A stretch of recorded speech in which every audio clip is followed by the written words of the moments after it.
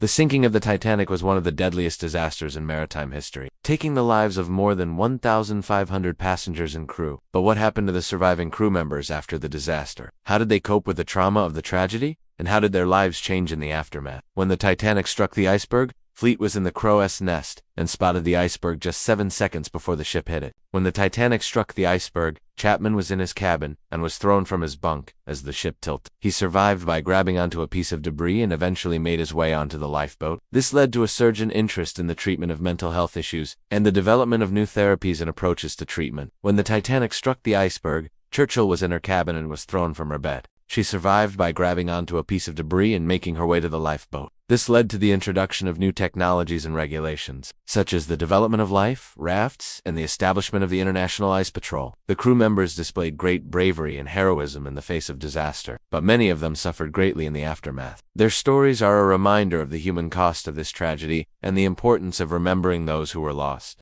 If you enjoyed this video, be sure to check out our other videos on the Titanic, and don't forget to subscribe. Thanks for watching. These measures helped to prevent similar disasters from happening in the future and saved countless lives. She was rescued by the captain of the nearby ship and taken off the lifeboat, suffering from exposure and shock. After recovering from her ordeal, Churchill returned to the United States and married a wealthy businessman. She became a socialite and was involved in various charitable organizations. She died in 1978 at the age of 80. One of the most famous survivors of the Titanic was Milvina Dean, who was only 2 months old when the ship sank. When the Titanic struck the iceberg, Hickens was in the cabin when the ship lurched. He rushed to the deck and helped passengers and crew members into the lifeboats. When his shift ended, he jumped into the water. He was rescued by the captain of the nearby ship and taken off the lifeboat, suffering from exposure. After the disaster, Hickens was interviewed by the Board of Trade to give his testimony about the sinking of the ship. He gave a detailed account of the events leading up to the sinking and the actions of the crew and passengers. However, he was criticized for not doing more to help the passengers and crew members.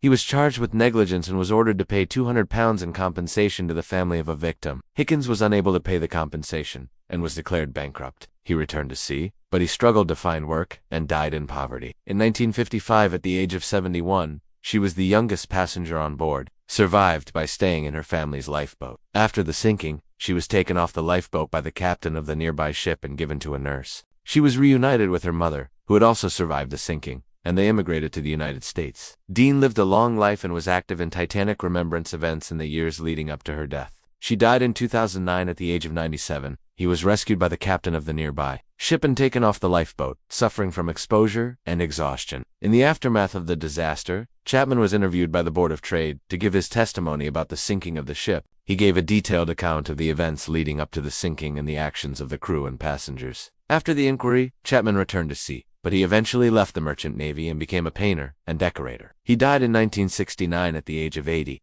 He immediately rang the bell and alerted the crew, but it was too late to avoid a collision. When the Titanic struck the iceberg, Joan was in the pantry when the ship lurched. He rushed to the deck and helped passengers and crew members into the lifeboats. When his shift ended, he realized that there weren't enough lifeboats for everyone and jumped into the water. He managed to stay afloat for several hours by grabbing onto a piece of wreckage and was eventually rescued by the captain of the nearby ship. Joan suffered from severe exposure and had to be treated in a nearby hospital. He survived the sinking of the Titanic, but he struggled to cope with the psychological trauma of the disaster. He began to exhibit strange behavior, such as talking to himself and reliving the sinking in his sleep. He was committed to an insane asylum where he spent the rest of his life. He died in 1955 at the age of 91.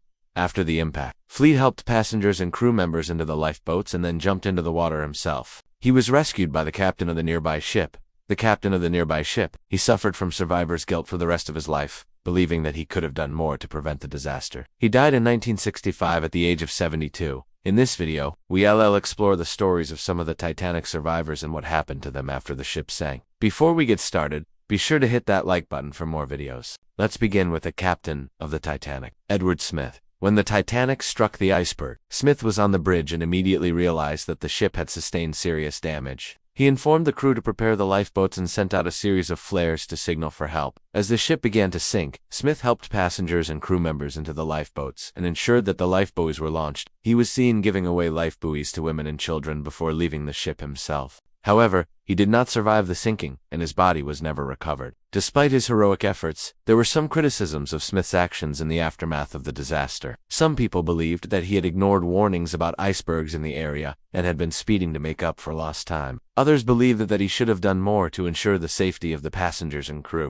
However, these criticisms were unfair and did not take into account the immense pressure and responsibility that Smith was under at the time. He was a highly experienced captain who had sailed the seas for decades and had a reputation for being calm and collected in emergencies. The sinking of the Titanic was an unprecedented disaster, and there was no one thing that he could have done differently to change the outcome. Another key member of the Titanic's crew was the ship's lookout, Frederick Fleet. One of the youngest crew members on the Titanic was John Chapman, a 16-year-old cabin boy who joined the ship in Southampton. Another survivor was Charles Jones, a 43-year-old steward who was responsible for serving meals and drinks to the first-class passengers. As we mentioned earlier, many of the survivors of the Titanic were suffering from the psychological trauma of the disaster and the aftermath. Another survivor was Helen Churchill, a 23-year-old secretary who was traveling home to the United States after visiting her family in England. Robert Hickens was the second officer on the Titanic and was responsible for helping to navigate the ship. After the sinking of the Titanic, there were calls for greater safety measures to be put in place to prevent another disaster. In conclusion, the sinking of the Titanic was a tragedy that had a profound impact on the lives of everyone involved.